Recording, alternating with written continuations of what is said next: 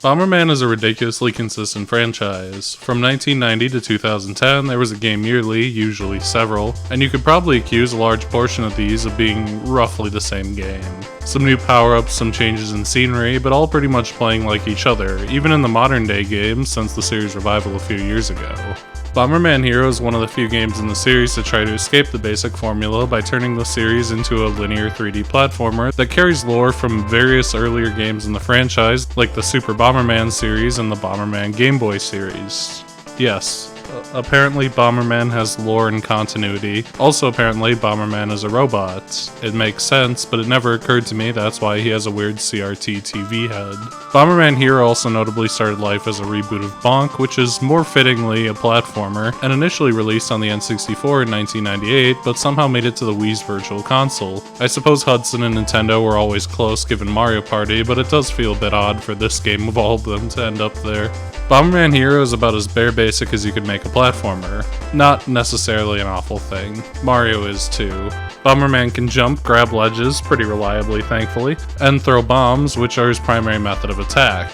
This bomb attack can be charged to throw multiple, but the stages are so linear and narrow it rarely comes up, sans one time it's used to push 2 buttons at once, and bombs can also be dropped on the ground, which has niche use when getting chased, and bombs can be kicked and slide quite far, which is equally pretty niche, honestly. Levels in this game are very odd. They're created and balanced around being incredibly short. It's rare that they surpass 5 minutes, and if not going for collectibles, most would hardly last 2. They lack checkpoints and are just short bursts of little ideas and gimmicks, whether that be hot rooms in a volcano where you need to dip into safe chambers to heal yourself periodically, a silly boat one where you float up in a bubble, or the mirror room, and I think in general they're decently fun. The game isn't some mind-blowing masterpiece or hidden gem, it's a cute little platformer with some cute ideas that works well enough. Collectibles serve a few purposes. Every level is scored, and collectibles and kills are the primary method of getting it up. The score thresholds are actually significantly lower in the Japanese version, and the Japanese version has tons of extra health and stuff that make it a fair bit easier, out of an assumption Westerners would want it harder for some reason.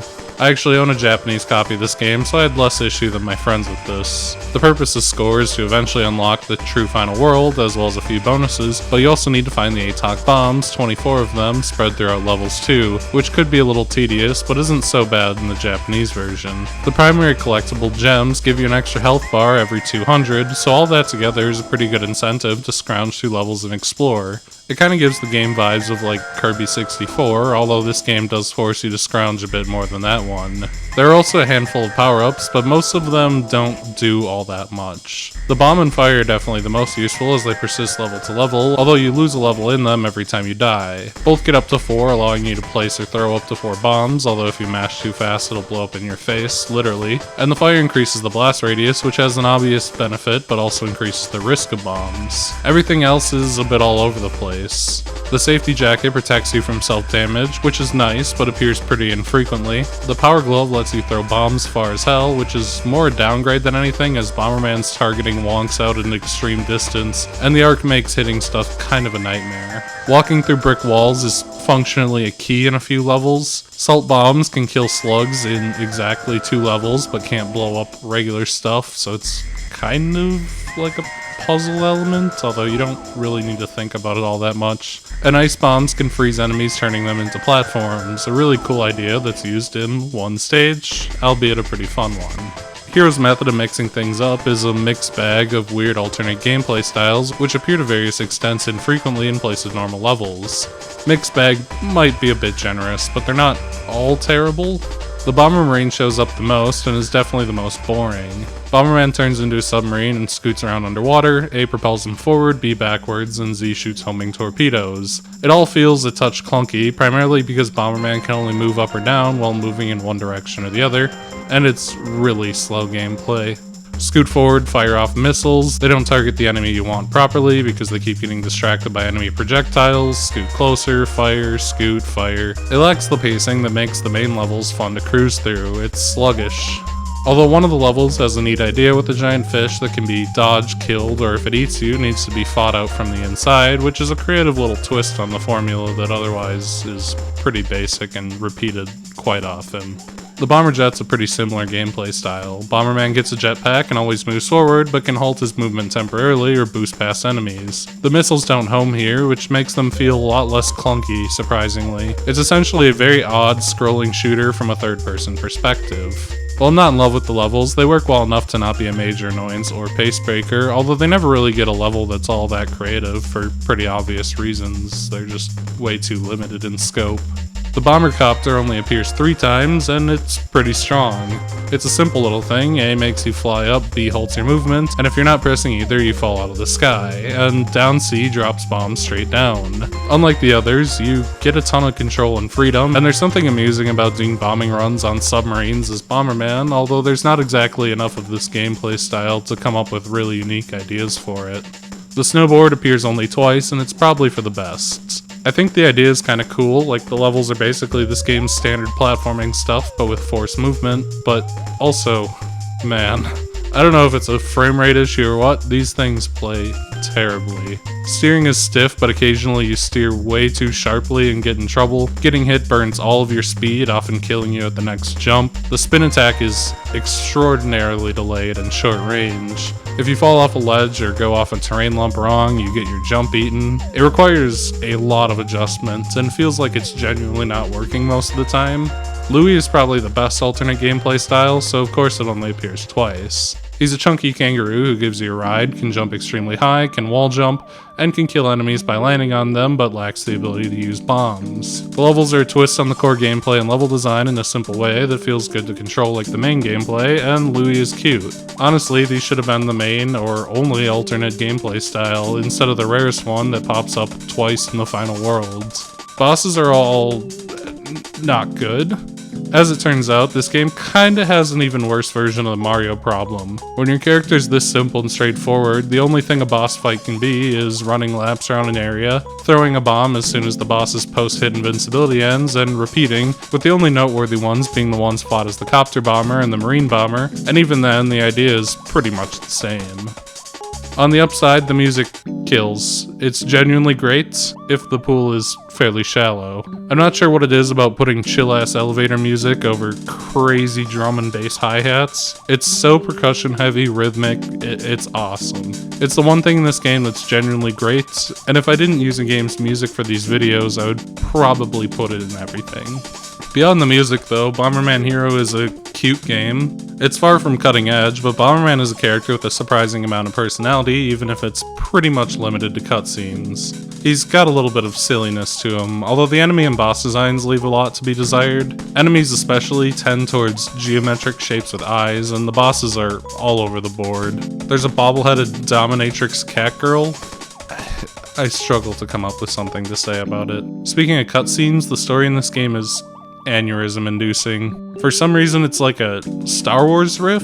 There's a human-ass princess who made me realize that Bomberman is a robot, and she has a silly little robot companion that looks like a Simpsons parody of R2-D2, but never shuts up like C-3PO. And the final world is the Death Star. I don't even really get what the point of all this is. It's more distracting than anything, and the kiss scene, it's got Sonic 06 vibes. This character should not be kissing this human-ass woman. Level variety is cool too, despite the short list of worlds with pretty basic themes. You know, the grass one, the volcano one, the ice one. The game, kinda like Kirby 64 again, keeps trying to mix it up and take it a step further each time. Planet Bomber could have just been a simple grass world, but as Bomberman's home planet, it's dotted with the bases of Team Bomberman. Some levels are inside these technology-stuffed buildings or on the outside of them, while others are more traditional grassy plains and hills, and each world is split into 3 areas that further divide the theme a little bit. The second area is further from the base, with canyons, a haunted forest, and rivers, and further still are the mountains. The second planet is the princess's homeworld and utilizes castles and a clock tower. Hey, wait a minute, I recognize that. The volcano transitions into caves of crystals and shifts entirely into haunted pyramids. You get the idea. Perhaps the thing that holds the game back the most is the performance. This game runs like absolute shit, even for the N64, and I'm not even really sure why. About half the levels in this game run badly, although many just don't. And it doesn't seem to correlate to level size or number of enemies either. Sometimes a long level runs perfectly fine, while a short single room level you can wipe out in a minute runs like a dying tortoise. It's also like not regular N64 bad. The game in general is standard N64 bad, like mid 20 FPS, but when it's bad, it's a slideshow, like hard on the eyes kind of.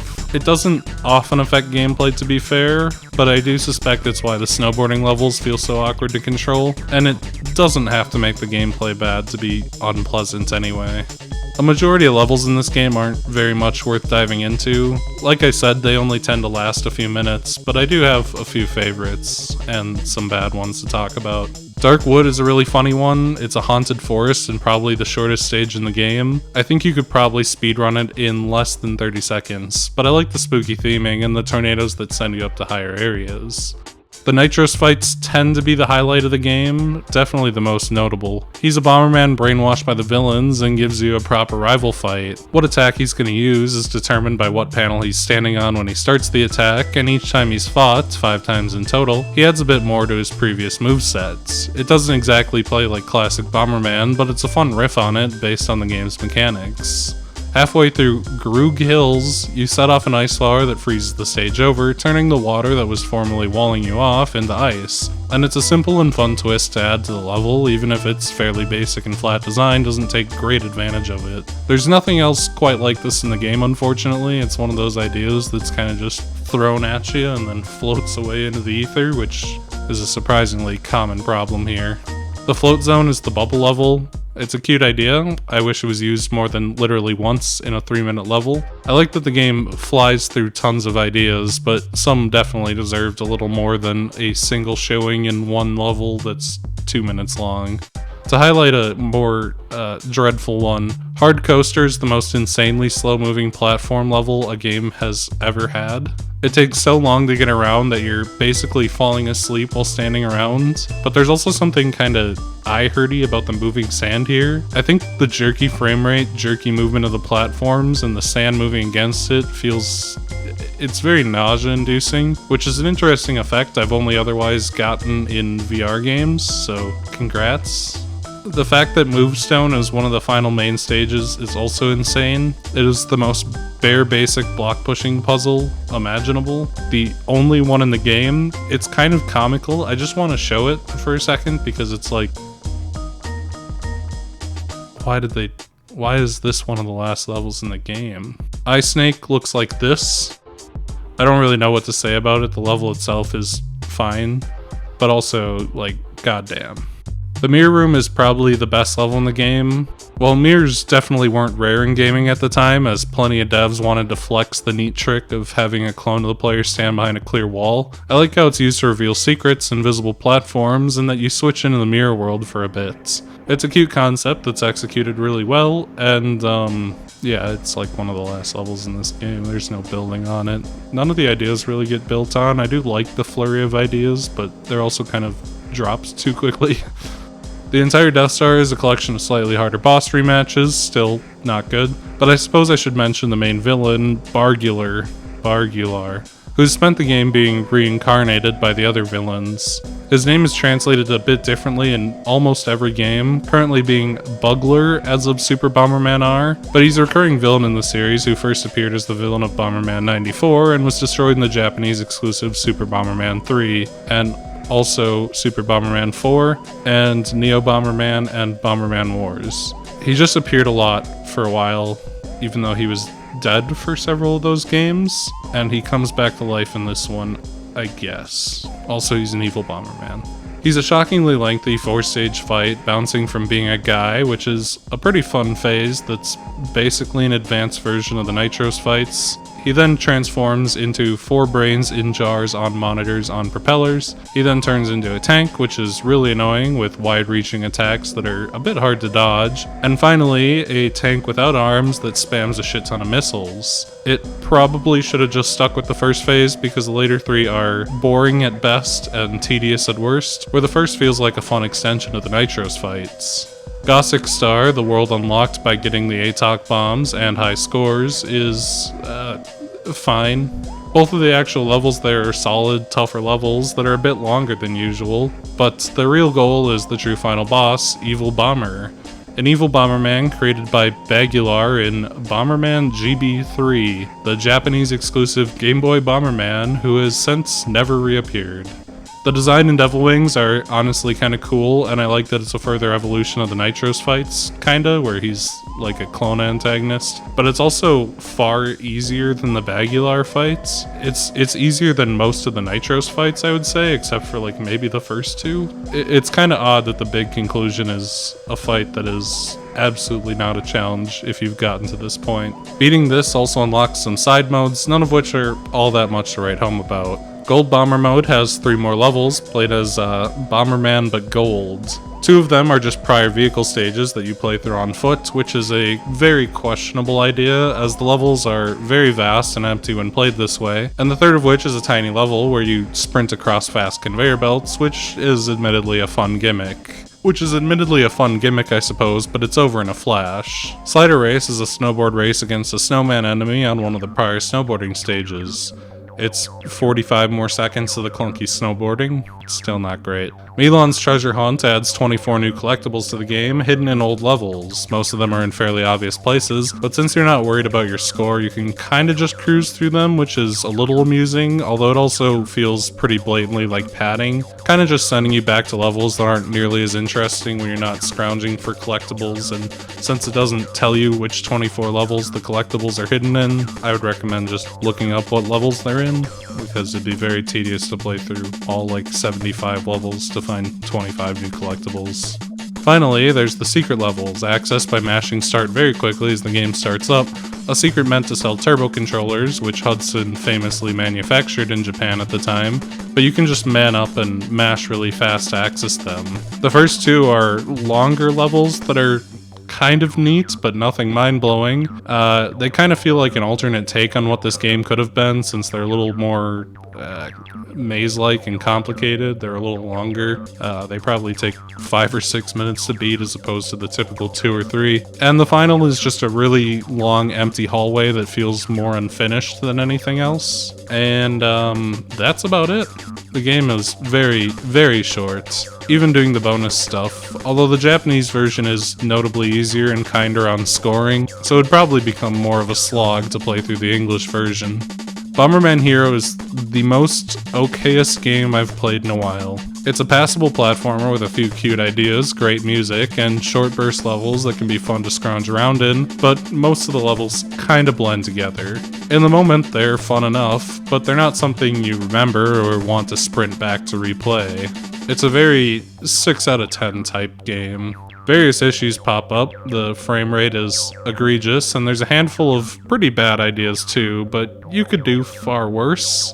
However, you could also do far better, even limiting yourself to the Nintendo 64, a console with dozens upon dozens of platformers that are more interesting, for better and worse, have more depth, have better design levels. I mean, this is the console with Banjo on it. It's not the worst N64 game ever released. If you're desperate for a platformer on the N64 you haven't touched, it's gonna service you pretty well, but it's not gonna be anyone's favorite game either. The music fucking kills though.